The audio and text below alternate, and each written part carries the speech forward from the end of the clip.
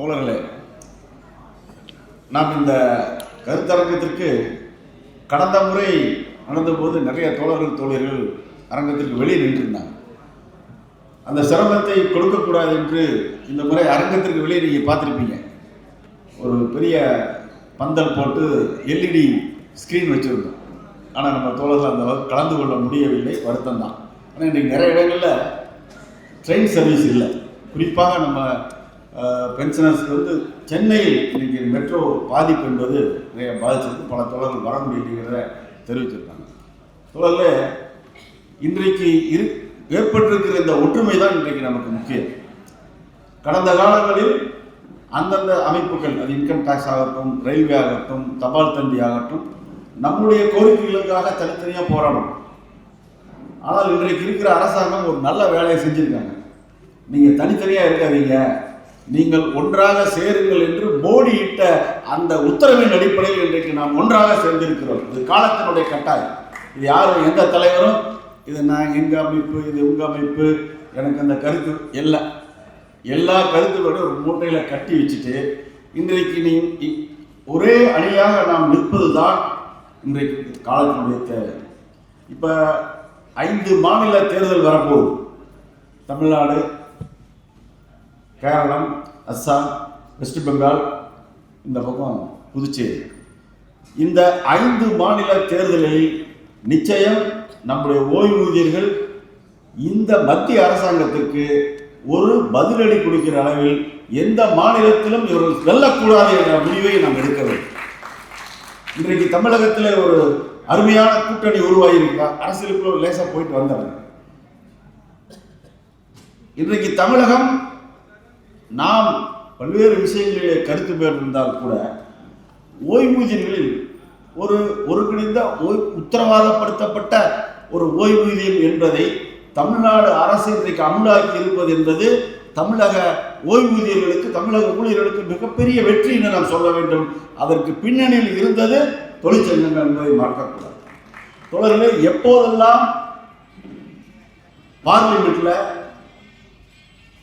இடதுசாரி எம்பிக்கள் அதிகமாக இருந்திருக்கிறார்களோ அப்போதெல்லாம் தொழிலாளி வர்க்கத்திற்கு கிடைக்க வேண்டியதெல்லாம் கிடைத்திருக்கிறது. ஓய்வூதிய மாற்றம் நடந்திருக்கிறது.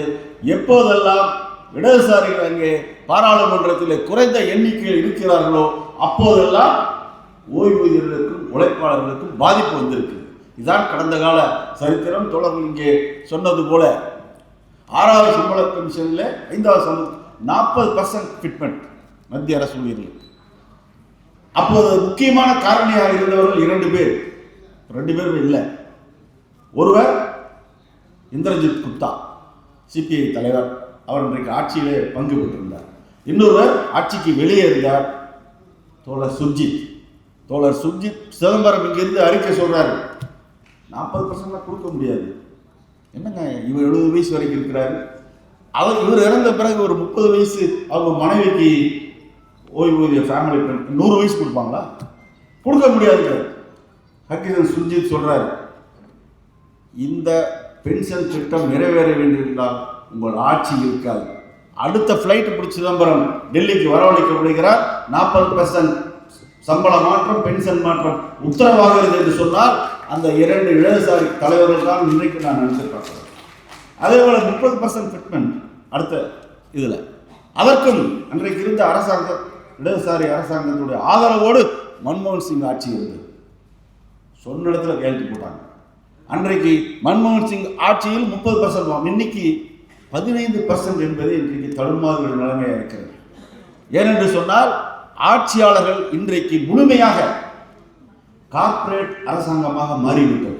இன்னும் சொல்ல போனால் இந்திய பிரதமர், இந்திய ஜனாதிபதி ஆளவில்லை, அமெரிக்காவிலிருந்து ட்ரம்ப் ஆண்டு கொண்டிருக்கிறார். உனக்கு என்ன வரி, ஏற்றுமதிக்கு என்ன வரி, இறக்குமதி, இந்த நாட்டில் என்ன நீ சாப்பிட வேண்டும், இந்த மத கலவரங்களை உருவாக்கி மக்களை பிரித்தாளுவதிலும் மேலிருக்கிறவருடைய இது இருக்கு. இந்த மக்களை ஒற்றுமைப்படுத்தக்கூடாது, இவர்களை பிரித்தாள வேண்டும் என்ற அந்த சூழ்ச்சி இன்றைக்கு அமலாகி கொண்டிருக்கிறது. ஆனால் இந்த மாயைக்கெல்லாம் ஒரு காலத்தில் தொழிலாளர்கள் என்னுடைய ஜாதி, என்னுடைய கேடர், என்னுடைய மதம் என்று இருந்தார்கள். ஆனால் இன்றைக்கு இந்த ஜாதியை சொல்லி மதத்தை சொல்லி தொழிலாளர்களை பிரிக்க முடியாது என்பதை தொழிற்சங்கம் சாதித்திருக்கிறது. அதான் இன்னைக்கு நமக்கு இருக்கிற மிகப்பெரிய ஒற்றுமை தோழர்களே. ஆகவே நான் நிறைவாக பிஎஸ்என்எல் பற்றி ஒரு வரி சொல்லணும். பிஎஸ்என்எல்ல போன மாதம் சரி 10 நாளைக்கு முன்னாடி ஒரு அதிகாரி டைரக்டர் வராரு உத்தரப்பிரதேச விவேக் பன்சால். பிஎஸ்என்எல் போர்டு ஒரு உத்தரவு போடுறான்.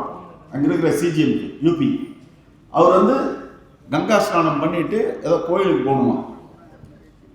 என்ன உத்தரவு? ஒரு 2 பக்கம் உத்தரவு. தொழில்கள் படிச்சிருப்பீங்க. அவர் எந்த ஃப்ளைட்டில் வராரு, யார் ரிசீவ் பண்ணணும், அவரை எந்த கோயிலுக்கு பக்கத்தில் அங்கே கூட்டம் இல்லாததுக்கு கூட்டு போகணுமா. அந்த கங்கா ஸ்நானம் செய்கிற படித்துறையில் 30 அதிகாரிகள் நிற்கணும். அவனுக்கு என்னடா வேலைன்னா, அந்த அதிகாரி அவன் குடும்பத்திலிருந்து வரவங்களுக்கெல்லாம் உள்ளாடை உள்பட வாங்கி வச்சு ரெடியாக நிற்கணும். சோப்பு சீப்பு கண்ணாடி எல்லாம் வாங்கி வச்சு நிற்கணும். உத்தரவு இருக்கு. It is in written order. அடுத்தவர் எந்த இடத்துல போய் தங்குறார் அந்த இடத்தில் பேஸ்ட் முதல் கொண்டு கேவலமா சொல்ல விரும்பல செய்யக்கூடிய காரியங்களை இந்த அதிகாரி செய்யணும் நல்ல கொண்டு நிறுத்திட்டான். 50 அதிகாரிகள் போஸ்டட் ஃபார் திஸ். ஒரு டைரக்டர் இந்த பிஎஸ்என்எல்லை குட்டிச்சுவர் ஆக்கியது இந்த அதிகார வர்க்கம் என்பதை நான் மீண்டும் குற்றச்சாட்டம் செய்கிறேன். இந்த ஐடிஎஸ் அதிகாரிகள் உள்ள வந்தா அதற்கு முன்னால் ஒரு எஸ்டி, ஒரு டிஇ, ஒரு டிவிஷன் கம்ப்ளீட்டா பார்த்துட்டு இருந்தாங்க. அருமையா போயிட்டு இருக்கு.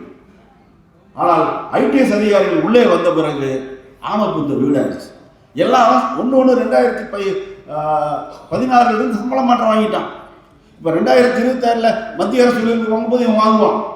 பாருங்க, குடும்பத்தினுடைய தலைவன் உல்லாசமா இருப்பான், அரியர்ஸ் வாங்கிப்பான். ஆனால் தொழிலாளி குடும்பத்துடைய உறுப்பினர் ஒன்றும் இல்லை. என்னோட அரசாங்கம் இது?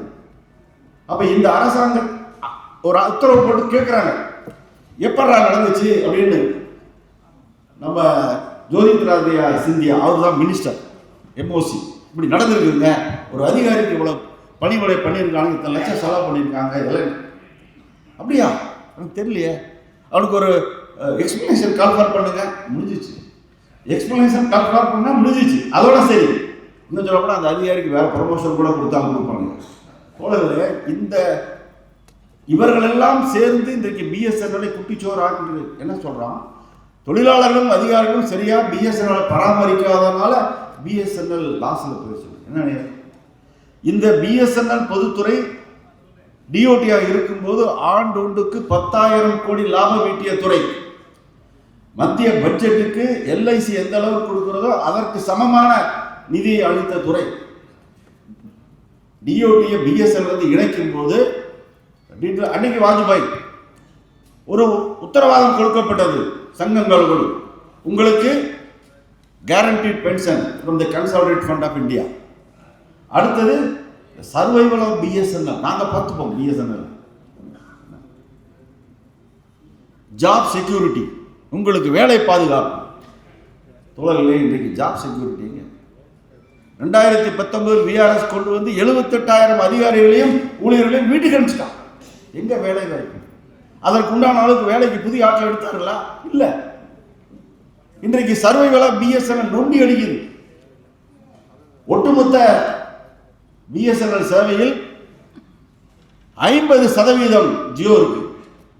மற்ற நிறுவனங்கள் எல்லாம் 40%. பிஎஸ்என்எல் வெறும் 8% சந்தாதாரர்கள் வைத்திருக்கிறது. வெறும் 8%. தோழர்களே, அன்றைக்கு வெஸ்ட் பெங்கால்ல ஜோதி பாஸ் இருந்தார், கேரளாவில் நயினார் இருந்தார். அரசு துறைகளெல்லாம் பிஎஸ்என்எல் சேவையை வழங்க வேண்டும் என்று உத்தரவு போட்டதனால் கொஞ்சம் வருமானம் வந்தது. இன்னைக்கு எந்த உத்தரவும் இல்லை. ஈவன் ரயில்வே கூட தனியார் நிறுவனங்களிலிருந்து சேவையை பயன்படுத்துகிறாங்க.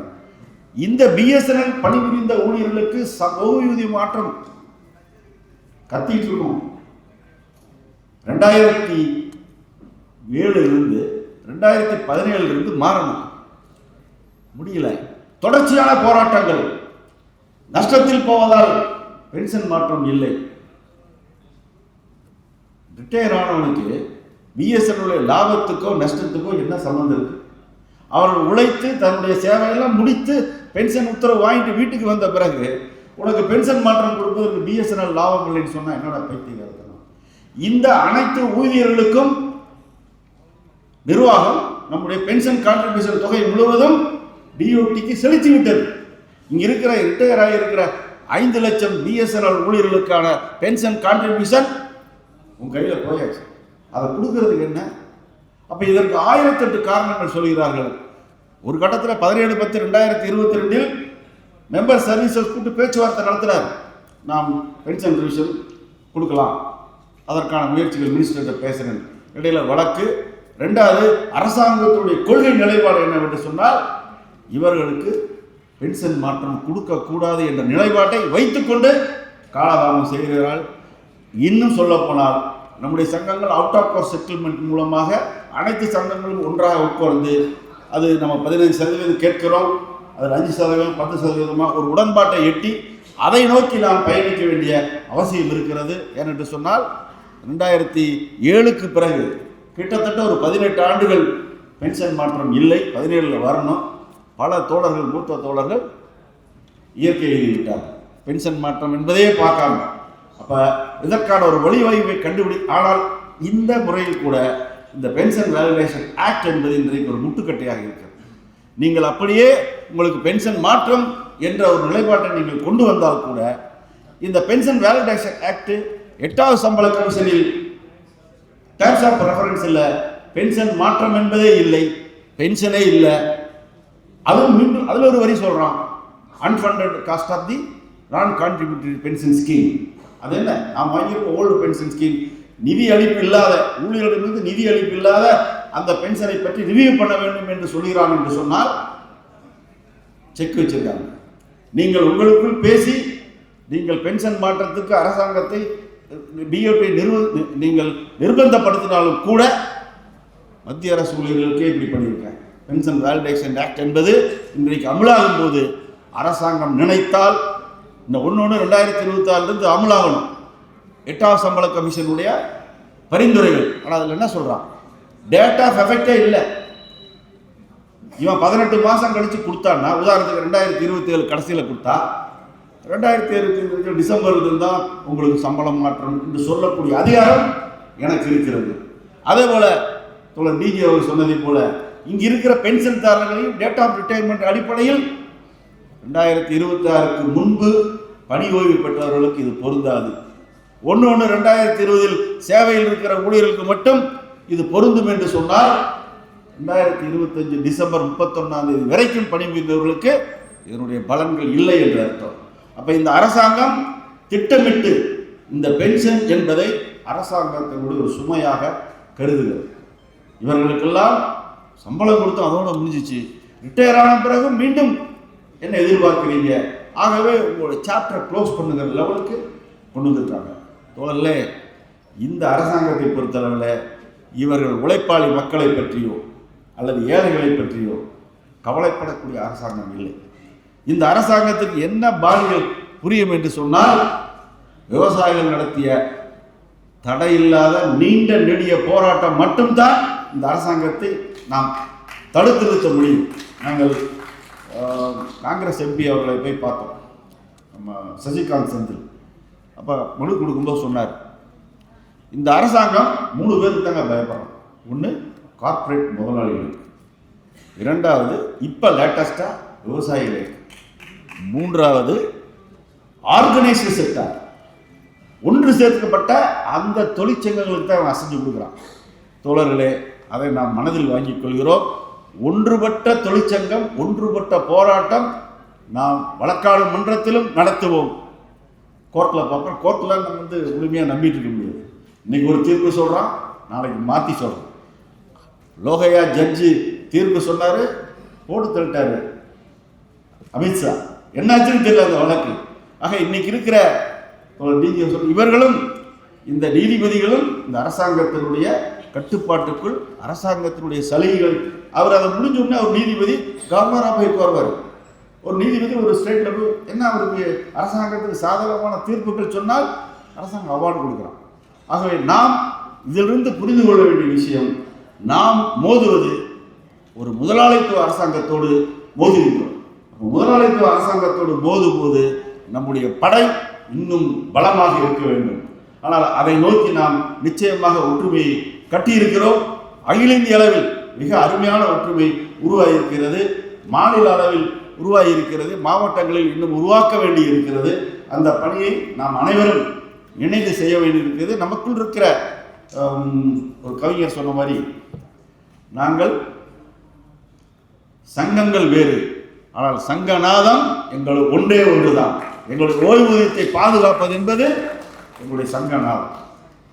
இங்க இருக்கிற பல அரசியல் கட்சி தலைவர்கள் வந்தார்கள், கருப்பு, சிவப்பு, ஒயிட் பூஜை. ஆகவே வர்ணத்தால் வேறுபட்டாலும் நாங்கள் வர்க்கத்தால் ஒன்றுபட்டவர்கள் என்பதை புரிந்து இந்த போராட்டத்தை தீவிரப்படுத்துவோம். நிச்சயமாக இந்த 5 மாநில தேர்தலில், குறிப்பாக தமிழகத்திலும் நாம் கொடுக்கிற அடி என்பது இந்த மோடிக்கு ஒரு நெத்தி அடியாக இருக்க வேண்டும் என்று சொல்லி வாய்ப்புக்கு நன்றி சொல்லி முடிக்கிறேன். வணக்கம் தோழர்களே. ஹலோ.